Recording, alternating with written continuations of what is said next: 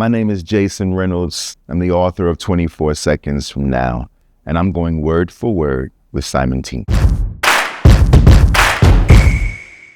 Which is why I should just go in there and tell her. Just get myself together, dry my hands and face on the back of this towel, walk into her room and say it. That I, Neon Benton, her boyfriend of 2 years, am nervous as shit. That's me. The most nervous first timer. Shit. I forgot to put lotion on my legs. Lucky for me, she loves me. She loves me enough to tell me I look dazzling and mean it, ashy and all. Part of me wants her to tell me I look good, just regular good. Put my feet back on the floor, but also tell me I look gooder than she don't know what, and that my body's okay for her, that it's enough. Shit. I hope this lasts longer than a song. Get out your head. I hope this feels like a song I can't get out my head. Or a good movie with a better sequel and no actors and a loose script that begins maybe with some kissing in the hallway of her empty house. Or maybe with chicken tenders for her, fries for me, or maybe with me at the door knocking, waiting to tell her she looks dazzling because she does. Cut to me in the mirror imagining what happens next, talking to a picture of a dog I swear is barking, knowing I have to leave this bathroom, taking deep breaths, waiting on my stomach to quiet, hearing the playlist she just started, thinking about whether we'll keep the lights on or turn them off, or maybe have just a little light, wondering if she'll let me look at her before, and if she'll look at me before, and if we'll look at each other the same after.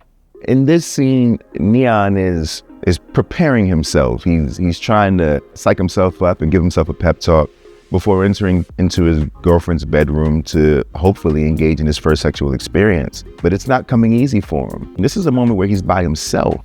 He's alone and he's sort of delving into his interior space. You learn about his love for his girlfriend, how he feels about her. You learn about his anxiety, his insecurity, some of his body image stuff that maybe he hadn't considered until this moment. You learn about what it really feels like to be excited about something, but also uncertain, right? What it is to be a human in the most raw sense, which I would argue is also the most radical. And I think that sort of carries all the way through the story. The reason that the format is so unique and the reason that it moves backward in time is for a few reasons. The first is I didn't want to write a sex scene.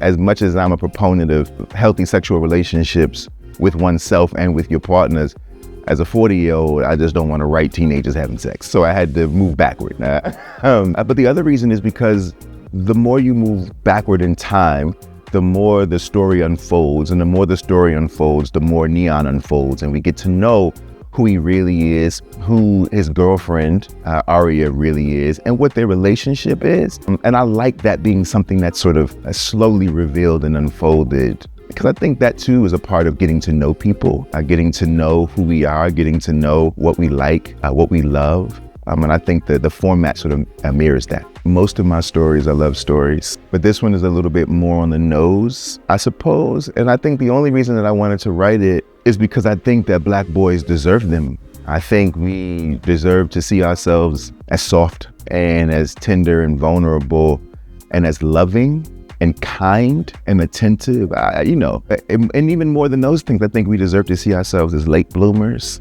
We deserve to see ourselves stumbling and fumbling and anxious. I think we are portrayed in really interesting ways, oftentimes adultifying us far beyond our realities. And I wanted to sort of contextualize who many of us, maybe not all, but who many of us really are at this age.